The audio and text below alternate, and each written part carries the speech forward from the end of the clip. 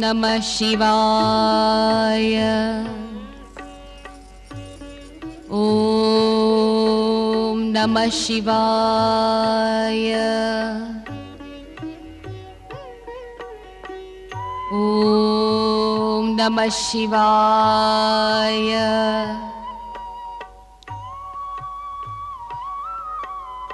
ఓం నమః శివాయ. ప్రాణేశ్వరి, నేడు నీకి శివభక్తి ఎలా పుట్టుకొచ్చింది?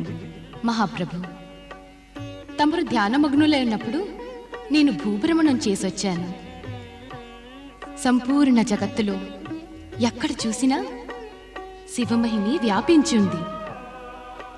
శివ పూజ, శివనామస్మరణ, శివ మంత్రోచ్చారణే స్వామి. మరి నేనెలా విస్మరించగలను? అందుకే ఓం నమః శివాయ మంత్రాన్ని ఉచ్చరిస్తూ లీనమైపోయాను. ఉత్తమం, అత్యుత్తమం. సుఖశాంతులు ప్రాప్తించటానికి శివభక్తిని మించి వేరే ఉపాయమే లేదు. ఈ పేరులోనే సృష్టి స్పందన ఉంది. ఈ స్పందనను లయబద్ధం చేసే దైవం కూడా ఆ సదాశివుడే. శివుడే సర్వేశ్వరుడు, శివుడే సర్వజ్ఞుడు. ఆ శివుడే భక్తులకు సర్వస్వం కూడా. ఇది తమరే అంటున్నారు ప్రభు?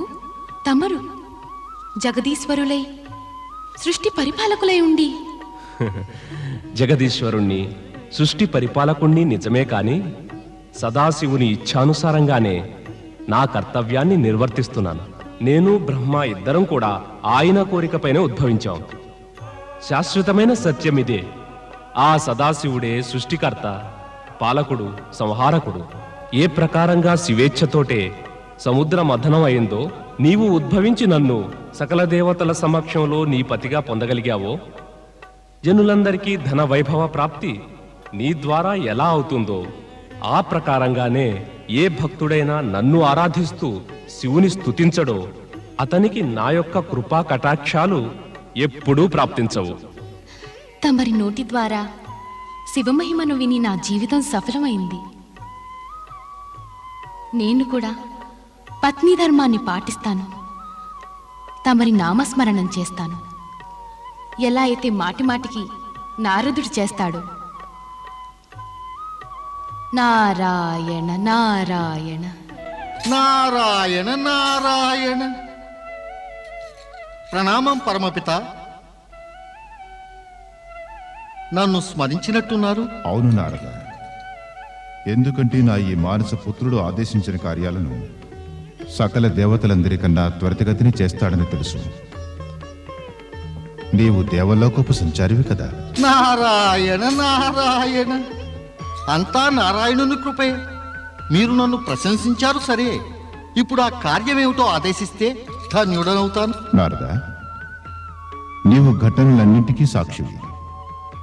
సముద్ర మథనం నుంచి విషం రాక హాహాకారాలు చోటు చేసుకున్నాయి. విష ప్రభావం నుండి సృష్టిని కాపాడటానికి కరుణాసాగరుడైన శివుడు హాలాహలాన్ని సేవించి నీలకంఠుడయ్యాడు. పరమేశ్వరుడు భక్తవత్సలుడు కదా.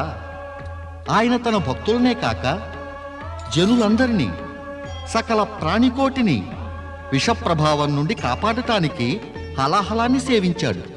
శంకరుడే సేవించకపోయి ఉంటే సృష్టికే భంగం కలిగేది కదా పరమపిత. అది నిజమే. అయితే సదాశివుడు హాలాహలాన్ని సేవించక మునిపే మొత్తం విశ్వ వాతావరణంలో దోషం ఏర్పడింది. వాతావరణంలో కాలుష్యపు చిహ్నాలు గోచరిస్తున్నాయి కూడా. ప్రకృతిని, జీవకోటిని సంరక్షించడానికి ఈ కాలుష్యాన్ని రూపుమాపడం అత్యవసరం. అందుకే నేను ఒక మహాయజ్ఞాన్ని చేయదలిచాను నారదా. పరమపిత, ఈ యజ్ఞం ఎక్కడ సంపన్నమవుతుంది? ఈ యజ్ఞం ప్రయాగ పవిత్ర భూమిలో అవుతుంది. ఇందులో పాల్గొనటానికి సకల దేవతలను, ఋషులను, మునులను ఆహ్వానించాలని నా అభిలాష. వారికి ఆహ్వానాలను పంపే మహత్కార్యాన్ని నీకు అప్పగిస్తున్నాను. హే పరమపిత, ఇంతటి మహత్తర కార్యాన్ని ఈ నారదునికి అప్పగించడం చూసి నాకనిపిస్తోంది తమరి మదిలో నా పైన ఎంతో కృప, ఆదరణ ఉన్నాయని. తమరు నాపై చూపుతున్న ఈ ఆదరణకు సదా రుణపడి ఉన్నాను. ఇందులో రుణపడేది ఉంది నారదా. ఈ మహత్కార్యాన్ని ఎందుకు అప్పగించానంటే ఆ శ్రీహరి విష్ణువుకి పరమ భక్తుడివే కాక అందరికీ ప్రియుడవు కూడా. నీకు ఎవరూ సాటిరారు నారదా. వాస్తవానికి నీవు ఎంత చతురుడవంటే కఠినాతి కఠినమైన కార్యాన్ని కూడా సునాయాసంగా చేయగలవు. ఇదంతా తమ ఆశీర్వాద ఫలమే. పరమపిత, ఇక నాకు అనుజ్ఞ ఇవ్వండి. నారాయణ నారాయణ.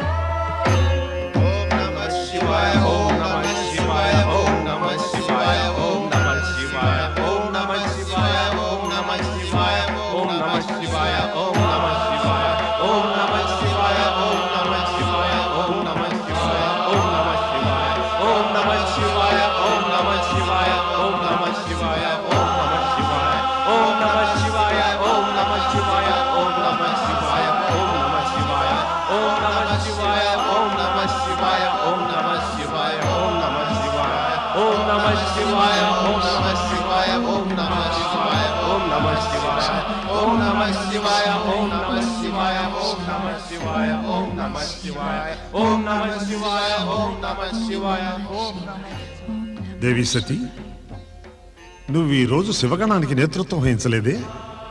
స్వామి, మీ ధ్యానంలో ఎంత మునిగిపోయానంటే సర్వస్వం మర్చాను. నన్ను క్షమించండి. నువ్వు నా ధ్యానంలోనే ఉంటే క్షమించవలసిన అవసరం ఏమీ లేదు. హే పరమేశ్వర, ఒక్క విషయం గురించి అడుగుదామని నా మనసులో జిజ్ఞాసగా ఉంది. నీ జిజ్ఞాసను నివృత్తి చేస్తాను. అడుగు. ఏమడుగుదామని ఉంది? ఇప్పుడిప్పుడే సతీమాత అన్నారు వారి తమధ్యానంలోనే ఉన్నారని. తమరైతే సదా సమాధిలో లీనమై ఉంటారు. తమరు ఎవరిని ధ్యానిస్తున్నారో వారినే సతీమాత ధ్యానిస్తున్నారా? నంది ప్రశ్నకు సమాధానం నువ్వే చెప్పు సతీ. సకల లోక సర్వజ్ఞులు ఎంతైనా తమరే కదా ప్రభు. నేను కేవలం తమనే ధ్యానిస్తున్నాను సరే. తమరెవరి ధ్యానంలో ఉన్నారో నాకెలా తెలుస్తుంది? నందికి ఓ విషయం చెప్పు. నువ్వు నన్ను ఎలా ధ్యానిస్తున్నావో, ఏ విధంగా నీ మనసులో నన్ను తలుచుకుంటున్నావు? స్వామి, తమరే చెప్పారు కదా, శివశక్తులు రెండు అభిన్నమని, నేనే శక్తి అవతారమని. మరి ఏమిటి దేవి? నా మాటలపై సందేహంగా ఉందా? తమరు చెప్పింది నేను సందేహిస్తానా? నా మనసులోనూ అదే ప్రశ్న జనించింది, సరిగ్గా నంది అడిగినట్టుగానే. ప్రభు, నేను తమ దగ్గరే ఉన్నాను కదా, అయితే కళ్ళు మూసుకుని ఎవరిని ధ్యానిస్తూ ఉంటారు? అవును మహేశ్వర, సతీమాత ఏం అడుగుతున్నారో అదే నాకు తెలుసుకోవాలనుంది. నంది, సతీ, ఎప్పుడైతే నేను కళ్ళు మూసుకుంటానో అప్పుడు నాకు కనిపించేదల్లా ఒక్క సదాశివ జ్యోతి. ఆ జ్యోతి సృష్టి నిర్మాణము సంహారము చేస్తుంది. అదే జ్యోతి శివజ్యోతి అనే పేరుతో పిలువబడుతోంది. ఇంకా బ్రహ్మజ్యోతిగాను సదా ప్రసిద్ధిగాంచింది. పరమాత్మను ఉజ్వలమైన ఈ జ్యోతి ధ్యానాన్ని యోగీశ్వరులు చేస్తూ ఉంటారు. నారాయణ నారాయణ. హే మహేశ్వర, మాతా సతీ, ఈ నారదుని ప్రణామం స్వీకరించండి. రా నారద, చాలా కాలం తర్వాత దర్శనమిచ్చావు. హే మహేశ్వర, క్షమించండి. తమరి అనుజ్ఞే లేకపోతే మీ దర్శనం నాకు ఎలా లభించగలదు? ఇవాళ నన్ను తమరు స్మరించగానే వెంటనే నేను తమ సన్నిధిని పొందాను.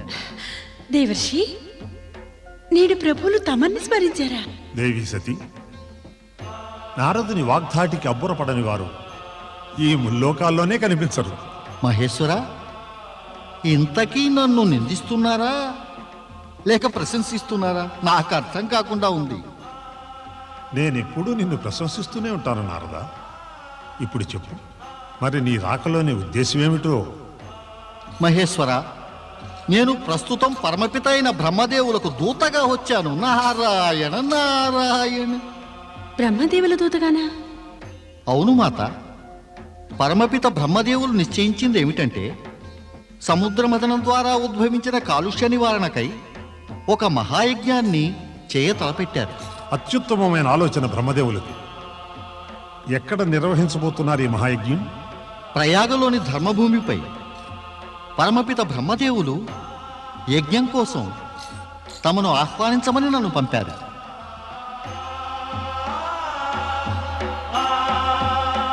నేను తప్పక ఆ ధర్మయజ్ఞంలో పాల్గొంటాను. తమరు అంగీకరించినందుకు నేను ధన్యుణ్ణి. ఇక నాకు అనుజ్ఞ ఇవ్వండి. దేవర్షి, ఎందుకింత త్వరగా వెడదామనుకుంటున్నారు? నారదుడు కార్యం పూర్తయిన వెంటనే ఒక్క క్షణం కూడా అక్కడ ఆగడు. శివ శివ శివ శివ శివ శివ అలా అపార్థం చేసుకోకండి ప్రభు. ఒకవేళ తమ ఆజ్ఞ అయితే తమ చరణాల దగ్గరే పడుంటాను. మరి ఇక మరీ ఏమిటి? మరి ప్రస్తుతం నేను మహానుభావులెందరినో ప్రయాగ యజ్ఞానికి ఆహ్వానించడానికి వెళ్ళాలి. పరమపిత బ్రహ్మదేవుల ఆజ్ఞ ఏమంటే ఈ కార్యాన్ని నేను అతి శీఘ్రంగా పూర్తి చేయాలట. ఈ శుభకార్యం నుంచి నిన్ను ఆపను నారద. వెళ్ళు, విజయీ భవ. నారాయణ నారాయణ. స్వామి, మీరు అనుజ్ఞనిస్తే ఒక మాట అడగనా? ఇంకా ఏమైనా అనుమానం మిగిలి ఉందా? స్వామి, ఆ ప్రయాగ యజ్ఞంలో మీతో పాటు నేను రావచ్చునా? ఒకటి మహాయజ్ఞం, రెండోది పుణ్యభూమిలోని ఆహ్లాదం. రెండింటి కార్యాల పుణ్యం ఒకేసారి కలుగుతుంది స్వామి. వద్దు దేవి, నీకు ఆహ్వానం లేకుండా రావడం సరికాదు. ఉచితమనిపిస్తే బ్రహ్మదేవులు తప్పక సందేశం పంపి ఉండేవారు.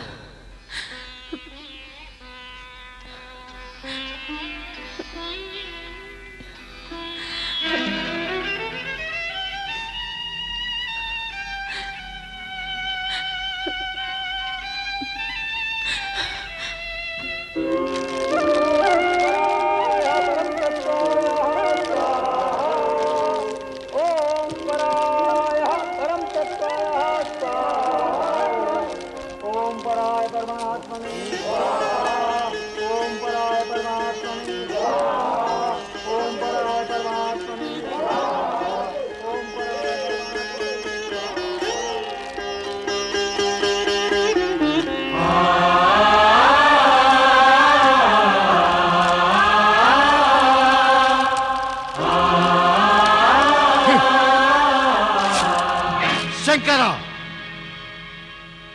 ఇక్కడ కూర్చుని ఉన్న సమస్త ప్రజానీకం మా గౌరవార్థం తమ శిరస్సునే వంచి ప్రణామం చేశారు. కానీ నువ్వు మా అల్లుడవై ఉండి కూడా మా వైపు చూడనైనా లేదు. రాజా, నేను ఈ పవిత్ర ప్రయోజనకరమైన యజ్ఞాగ్ని వైపే చూస్తున్నాను. అది విశిష్ట వ్యక్తుల కన్నా కూడా వందనీయమైనది. అసత్యమిది. నీవు ఏమాత్రము యోగ్యుడవు కాదు. ఈ యజ్ఞంలోని పవిత్రాగ్నిని చూడటానికి అర్హుడవు కాదు. భూత ప్రేత పిశాచాలతో తిరగడంతో నీ వేదమంత్రాలన్నీ వ్యర్థమయ్యాయి. నీవు కేవలం సకల శాస్త్రాలను అలక్ష్యం చేసి నీతి నియమాలను కలంకితం చేసే మోసగాడివి, దుష్టుడివి, పాపిష్టి పురుషుడివి మాత్రమే. నేను దక్ష ప్రజాపతిగా నిన్ను శపిస్తున్నాను. శ్మశానాల్లో నివాసం ఏర్పరచుకుని ఉన్నత కులస్తుల మధ్య మసలే ఈ శంకరుణ్ణి ఈ యజ్ఞం నుండి బహిష్కరిస్తున్నాను. దేవతలతో పాటు ఈ యజ్ఞంలో ఇతనికి ఏ భాగము ఉండరాదు. ఓరి మహామూర్ఖ, దుర్బుద్ధి గల దక్ష, నువ్వు సాక్షాత్తు పరమేశ్వరుణ్ణే యజ్ఞం నుండి బహిష్కరిస్తావా? వీరి కటాక్షంతోటే యజ్ఞం సఫలమవుతుంది, అది పవిత్రం అవుతుంది. ఓరి బ్రాహ్మణాధమా, నీచా దక్ష, నీవు వీరినే ఉపేక్షిస్తావా? సృష్టికర్త ఆయనే, కార్యకర్త ఆయనే, చివరికి సృష్టి సంహారకుడు కూడా. ఈ శివగణమంతా ఇప్పుడే ఈ యజ్ఞం నుండి బహిష్కృతులు కావాలి. మీరు అందరికందరూ నీచులు, మోసగాళ్ళు. ఆ చింపిరి జుట్టు, వాళ్ళంతా విభూది, అస్థికలు ఆభరణాలుగా గల అధములు. మీరు మద్యపానానికి లొంగిపోతారు. ఇదే నా శాపం, ఇదే నా శాపం. ఓరి మూర్ఖుడా, నీకు శివతత్వపు కనీస జ్ఞానం కూడా లేదు. ఒళ్ళు తెలియక నువ్వు దురహంకారంతో మహేశ్వరుణ్ణి బహిష్కరించావు. అందుకే శివ తేజస్సు ప్రభావంతో నేను నిన్ను శపిస్తున్నాను. నీ వంటి బ్రాహ్మణులు విభేదాలలో చిక్కుకొని సతమతమవుతారు. ఆ, నీవు తత్వజ్ఞానాన్ని కోల్పోతావు. ఇక నీ ముఖము పశు సమానమగుగాక. ఆ, నంది, నువ్వు ఈ విధంగా ఉద్రేకపడకూడదు.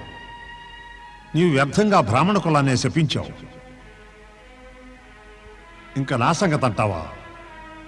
నన్ను ఎటువంటి శాపం కూడా ఎప్పుడూ ఏమీ చేయలేదు. నువ్వు జ్ఞానివేనంది. సంకటంలో ఉన్న ఋషులకు తత్వజ్ఞానోపదేశం మరి నీవే చేశావు. ఇక చాలు, శాంతించి నిశ్చింతగా ఉండు. నీ ఆరాధ్య దైవాన్ని ఎవరూ ఏమీ చేయలేరు. నేనే యజ్ఞాన్ని, నేనే యజ్ఞకర్మను, యజ్ఞంలోని సకల ఉపకరణాలు నేనే, యజ్ఞాల ఆత్మను నేనే, యజ్ఞాధిపతిని నేనే, యజ్ఞ బహిష్కృతుడను కూడా నేనే. పదండి, కైలాసానికి తిరిగి వెళ్ళిపోదాం.